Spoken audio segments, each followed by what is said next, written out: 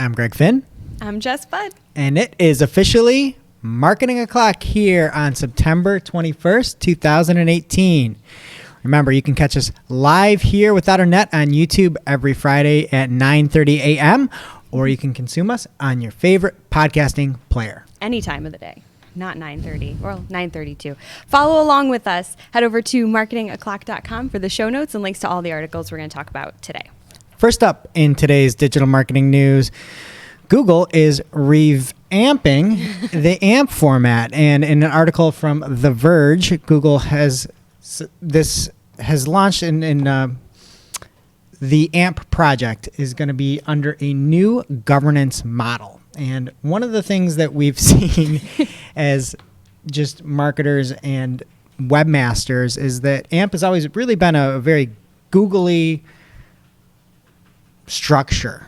And Google is having a governance model that has folks from Automatic, a whole bunch of other companies that are not Google specific to help govern AMP, which should help to, again, lift it up a little bit more and to hopefully take away some of that stigma that this is, when you're using AMP, you're just promoting yet another Google product here.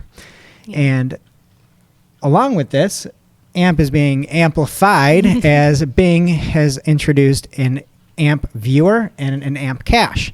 And so all of you mobile Bing users, hey, the three of you. Yes, you may see AMP web pages right from Bing's mobile search. And they have the same AMP lightning bolt on there. So you'll see it in a carousel right now is the way that it's displayed.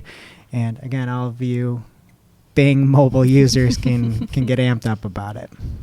That was going to be my joke, get amped up. I feel like we say that every time we talk about AMP, but it's important. It's a good pun. Yes. All right. Speaking of Bing, machine learning is your friend, and Bing has more of it for you. They are launching some new cool reports and insights that are driven by machine learning. Again, check the show notes on this one because there's a lot more detail and some cool visuals as well. But some new reports they are launching. There's a competition report. You can look at information on how you stack up against your competitors and how you can improve. They'll have recommendations as well.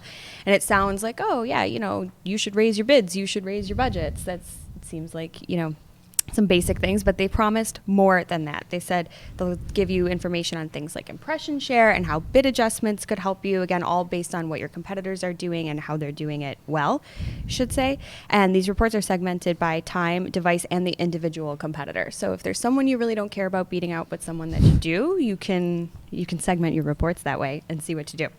They're also offering performance insights, which are kind of like anomaly alerts on your own account. So if there's a major change in performance and something looks kind of off, Bing is going to dig in not only to why that happened, but if it was bad, how you can fix it potentially. So really cool stuff. They're also going to be offering a lot of better location targeting recommendations based, again, on what similar advertisers are doing. So cool stuff. Look at the article, get more details. Lots coming on the Bing side. Fantastic. And next up this week is an article titled, Facebook is letting job advertisers target only men, from ProPublica. And a ProPublica review of Facebook ads found that many ads purchased by Drive with Uber, there were 91 ads, only 3 didn't target a certain sex, and 1 was targeted towards women. So not a great ratio of male to female targeting on that. Almost seems like that female 1 could have been a mistake. Yeah, just kidding, Uber, sorry. But this has happened before, not necessarily more on the age side, where Facebook's seen some backlash on the job targeting, and back in December of 2017, Facebook had responded to a different report from ProPublica, and what they had said was that U.S. law forbids discrimination in employment based on age, race, gender, and other legally protected characteristics. That said, simply showing certain job ads to different age groups on services like Facebook or Google may not in itself be discriminatory, just as it's okay to run employment ads in magazines and on TV shows targeted at younger or older people. What matters is that marketing is a broadly based and inclusive, that it is not simply focused on a particular age group. In addition, certain employers may want to attract retirees or recruit for jobs with specific age restrictions, like military or airline pilots. So they've addressed this in the past. And again, the headline was a little bit sensational because there were examples as well, and ProPublica has this tool that you can download onto Chrome and see why you're viewing a certain ad, why it's being served to you. And there were some examples there of LPN ads or nursing ads targeted towards women. We've had employers in the past want to increase bids for targeting women across the Google Display Network, again, in kind of a nursing and healthcare related field, and it's worked. So it is something to take a look at. And the other thing is, just because you get an ad served to you because you are a man or woman doesn't mean that there's not one on the other side either. True. And the title of this is Facebook is letting job advertisers target only men. But the very last paragraph of this is why we just can't have nice things. It says, used responsibly, it says, in some instances, companies appear to be targeting job ads by sex in order to diversify their workforce or address disparities. Oh. ProPublica's database, for instance, found ads by T-Mobile and Boeing promoting engineering careers to women. So you're going to hear some sensational things. We may see this targeting be taken away here or there, but again, you can be used for good as well to help promote diversity. Wow. Way to not go with the hot take on that and actually read the article and do it some justice. Good neutral reporting, Greg Finn. Thanks. You're welcome. This ad has been served to both men and women on YouTube. Yes. Hopefully you're both watching. All right. Next up, Amazon is now the third largest digital ad platform in the U.S. I don't know if this is surprising anyone. It kind of surprises me and makes me feel a little sad for Bing because they're doing all those cool things we just talked about. But they have AMP. They do now. They're getting amped up. Anyway, maybe this will change next year. But for now, Google and Facebook are still the top two, respectively. But Amazon is growing faster than experts had predicted. And they've also noted that while Amazon is growing, Google and Facebook are, we'll never know till the numbers come in at the end of the year, but they are supposedly going to be decreasing year over year compared to their ad revenue in 2017. So very interesting stuff. What does this mean for you? If you're not advertising yet on Amazon, you probably should be. Your competitors probably already are. So they're growing. No reason not to be a part of it if it makes sense for you as an advertiser. Great. So if you're not on Amazon advertising now, it may be a prime source for growth. And that brings us to our lightning round. First up this week, Quora is introducing broad targeting, and they've now hit 300 million monthly users. This number of 300 million is up from 200 million last year at this time. And it's a whole 100 million. Yeah, that's quite the increase. And broad targeting is set at the ad set level, and it puts Quora's algorithms in control of identifying which audiences to target rather than relying on contextual or audience signals set by advertisers. My first reaction to that is, eee! But test it out and see if it can work for you. And again, as long as you've got a limited budget to test with, you may find that this really does work. Yeah, nothing like relinquishing control and trusting the machine, right? Facebook's dynamic ads collection ads, are getting a pre-holiday touch-up. If you're using any of these, you may have already seen that there are some existing overlays for dynamic ads. Facebook has announced that they are expanding the capabilities of those. Advertisers can now create custom overlays. They cited an example of how to boost your Black Friday stuff. You can post, promotions, discounts, things like that using the overlay. So cool stuff. They're also offering holiday specific templates, I should say, to the video creation kit, as well as automatic personalization of collection ads. So more on trusting the machine there. But check it out. There's a lot more that they're doing as well. So check out the article in the show notes. Yeah, and the design of it is really nice. Like, it's actually looks good and looks like you might have hired a designer yourself. So if you're on the S side of SMBs, this may be for you. Next up, Twitter will allow you to not just have best of tweets, but to have chronological feed. So that's coming back. It's like the olden days. Yes, you can see what just happened. And you can turn off the show the best tweets first option. And when that's off, you'll see tweets only from people that you follow and in that reverse chronological order. And before, you'd see in case you missed it and recommended tweets, and sometimes you see recommended tweets from people you don't follow if you had that setting turned on. But hooray, we'll actually see timely tweets and we'll have that option back again. That's nuts.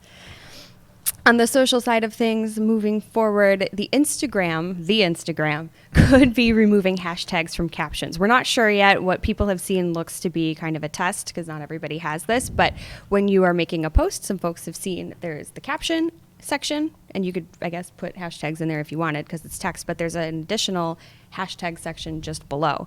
And what they have reported so far is that there doesn't seem to be a limit on the hashtags either, so you could still go #wild, but theoretically, this would keep things a little cleaner visually and still let you take advantage of the hashtags while not cluttering your caption. So remains to be seen. I don't think Instagram yet has made a statement on this, but keep an eye out. We'll report on anything official. Great. #awesome. #the Instagram. #blessed. All right. And next up, Google admits that it is now using very limited personalization in the search results. If you do remember, there was a big push for personalized search results back about 9 years ago, and that has gone away quite a bit. In an article, the head of ranking at Google said, a query that a user comes with usually has so much context that the opportunity for personalization is just very limited.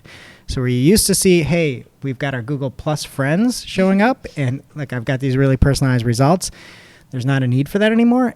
And one nice thing for Google is that really kind of removes some of that critique that we've seen with Facebook and Twitter advertising and some of those issues that we had talked about before earlier in the show. Full circle. Again, less personalization in Google now.